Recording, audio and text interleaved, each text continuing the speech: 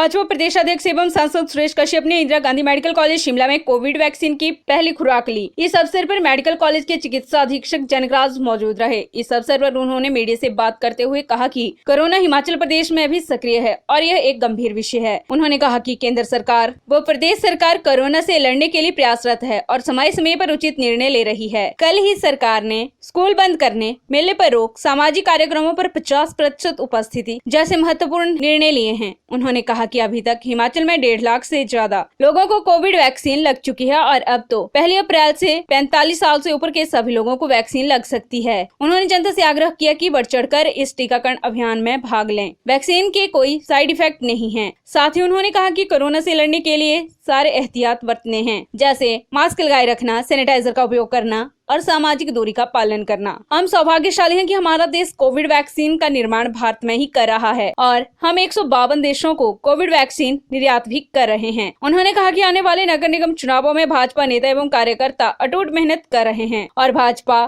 चारों नगर निगम में भगवा लहराएगी। आने वाले समय में फतेहपुर उपचुनाव और मंडी संसदीय क्षेत्र के उपचुनाव में भी भाजपा जीत दर्ज करेगी। क्या कहना, किस तरह से जो है वो इससे निपटा जा सकता है? देखिए, कोरोना फिर से हमारे देश में और प्रदेश में भी सक्रिय हो गया है और जो संक्रमितों की संख्या उसमें लगातार इजाफा हो रहा है, जो कि हमारे लिए थोड़ा गंभीर विषय बन गया है।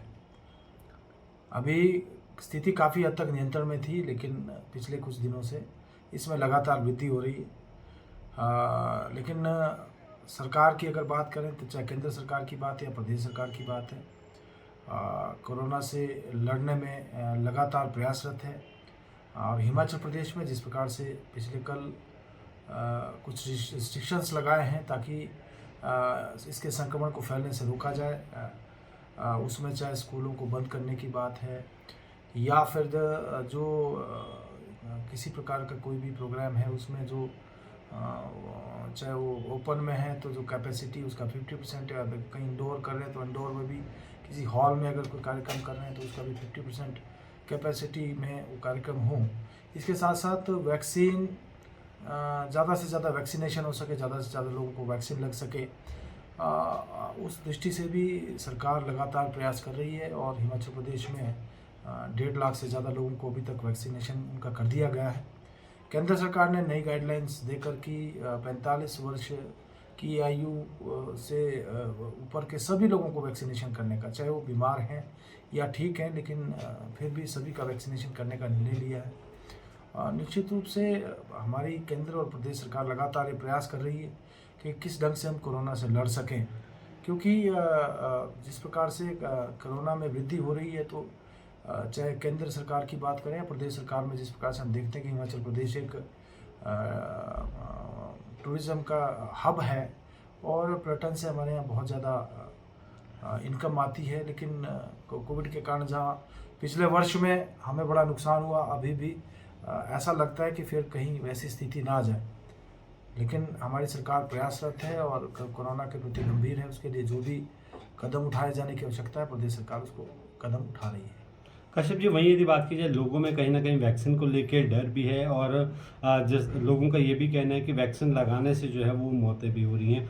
आज आप खुद वैक्सीन लगाने जा रहे हैं, तो क्या संदेश जो है वो जनता को देंगे ताकि वो घबराए नहीं और सही समय पर वैक्सीनेशन लगाकर अपनी जान बचाएं? मेरा तो सभी से ये आग्रह रहेगा, विशेष रूप से जो हमारे 60 वर्ष से अधिक आयु के लोग हैं, वो सभी लोग वैक्सीनेशन करवाएं। और इसके अलावा जो लोग अभी 45 वर्ष से ऊपर के जिनको कोई बीमारी है, रक्तचाप की है या हृदय रोग है या लीवर प्रॉब्लम है, किडनी प्रॉब्लम है, उन लोगों को भी, और अब तो सरकार ने जो गाइडलाइंस नई दी हैं उसके हिसाब से जितने भी हमारे 45 वर्ष से अधिक आयु के लोग हैं, सभी लोगों को वैक्सीनेशन करवाना चाहिए। वैक्सीनेशन सेफ़ है, बिल्कुल सेफ़ है और किसी प्रकार से कोई घबराने की आवश्यकता नहीं है। लेकिन इसके बावजूद भी वैक्सीनेशन के साथ साथ जो एहतियात बरतने की आवश्यकता है, चाहे उसमें मास्क लगाने की बात है या सैनिटाइजेशन की बात है या सोशल डिस्टेंसिंग की बात है, उन सारे नियमों का भी हमको पालन करना आवश्यक है। हम लोगों को हर समय फेस कवर्स रखना चाहिए, मास्क लगा कर रखना चाहिए। जो जानकारी मिल रही है वैक्सीनेशन के बाद भी संक्रमण होने का खतरा रहता है, तो वैक्सीनेशन के साथ साथ हमको जो एहतियात बरतने की आवश्यकता है वो भी बरतने चाहिए।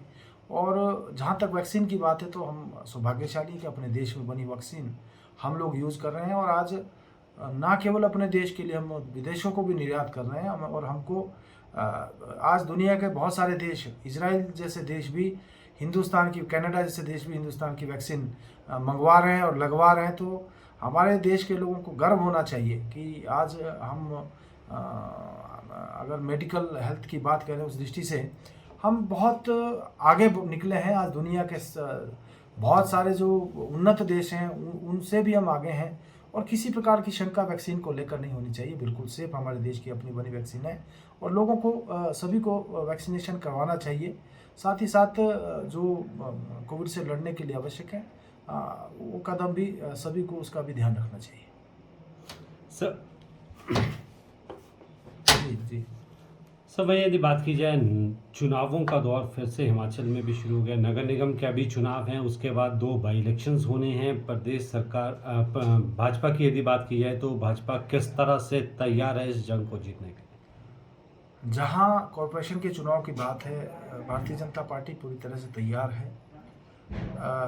हम लोगों ने जिस प्रकार से हमारी सरकार, हमारा संगठन कार्य कर रहा है, निश्चित रूप से चारों कॉरपोरेशन हम जीतेंगे।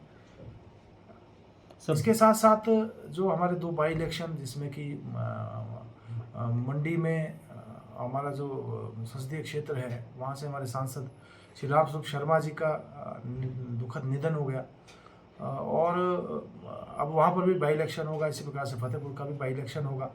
लेकिन हमारी पार्टी, हमारा संगठन, हमारी सरकार लगातार जिस प्रकार से 2014 से सभी बड़े इलेक्शन जीत कर आई है, ये इलेक्शन भी हम जीतेंगे।